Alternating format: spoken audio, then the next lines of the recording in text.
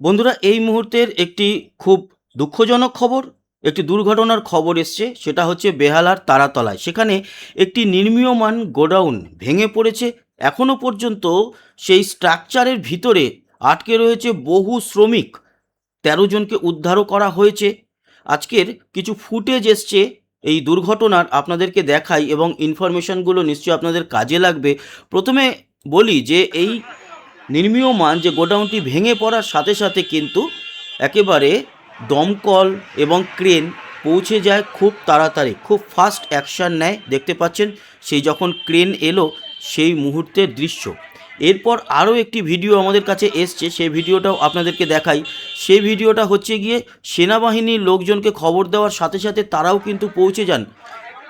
একটু দূরে তাদের যে বাস, সেটাকে রেখে তারা দৌড়ে দৌড়ে খুব তাড়াতাড়ি সেখানে প্রবেশ করেন এবং সেনাবাহিনীর উদ্যোগে এই কাজ এখনও কিন্তু চলছে, মানে উদ্ধার কার্য।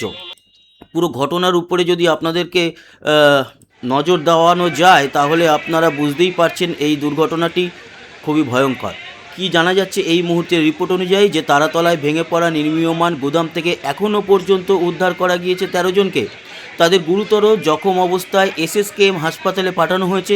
ঘটনাস্থলে গিয়েছেন রাজ্যের মন্ত্রী অগ্নিমিত্রা পাল, ইন্দ্রনীল খাঁ, মুখ্যমন্ত্রী শুভেন্দু অধিকারীও কিন্তু ঘটনাস্থলে যাচ্ছেন।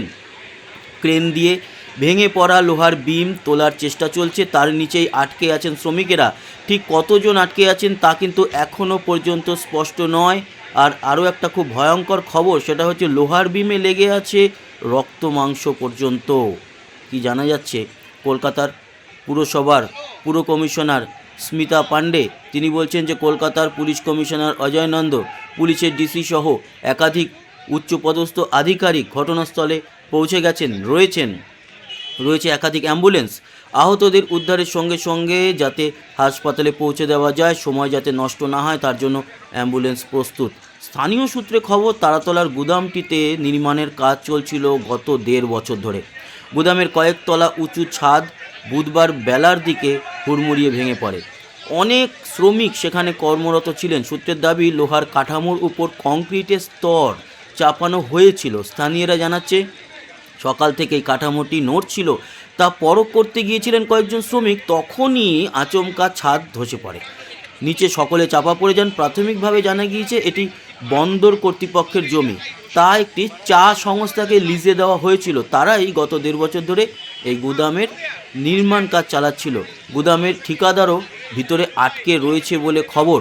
দমকল কর্তৃপক্ষের কাছে তারাতলার বিপর্যয়ের খবর যায় বেলা ১২টার পর। একাধিক গাড়ি সেখানে পাঠানো হয়েছে। এছাড়া ভারতীয় সেনা, জাতীয় বিপর্যয় মোকাবিলা বাহিনীও কিন্তু উদ্ধার কাজে হাত লাগিয়েছে। একাধিক ক্রেন ঘটনাস্থলে রয়েছে।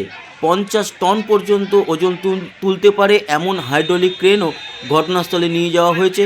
ভেঙে পড়া কাঠামোর পিছন দিকে একটি জায়গা দিয়ে প্রথমে মাটি কেটে ভেতরে ঢোকার চেষ্টা করেছিলেন উদ্ধারকারীরা, কিন্তু তা সম্ভব হয়নি। এই হচ্ছে গিয়ে পরিস্থিতি। মনে করা হচ্ছে ওদের যে লোকজন আছে তাদেরকে জিজ্ঞেস করে তারা বলছে ৩০ থেকে ৫০ জন আটকে থাকতে পারে, এরকমটা সেখানকার লোকজন বলছে। আবার অনেকেই কিন্তু প্রিয়জনকে খুঁজতে ঘটনাস্থলে এসেছেন। গুদাম চত্বর জুড়ে একেবারে এই মুহূর্তে হাহাকার পড়ে গিয়েছে। এই হচ্ছে গিয়ে সেই সময়কার পরিস্থিতির ভিডিও আপনাদেরকে দেখালাম। খুবই ভয়ঙ্কর মর্মান্তিক ঘটনা ঘটেছে। আশা করব যে উদ্ধার কার্য তাড়াতাড়ি কমপ্লিট হোক এবং ভিতরে যারা আটকে আছে তারা যেন একেবারে ঠিকঠাকভাবে বেরিয়ে আসতে পারে, এটাই আমরা ওপরওয়ালার কাছে চাইছি, প্রার্থনা করছি যেন হতাহতের সংখ্যা একেবারে নগণ্য হয়, সেরকমটাই আশা করব। এই সংক্রান্ত যা যা খবর আমাদের কাছে এসে পৌঁছাবে আপনাদেরকে জানাবো। আপাতত এইটুকুই। সবাই ভালো থাকবেন, সুস্থ থাকবেন। আবার দেখা হচ্ছে, ততক্ষণের মতো টাটা।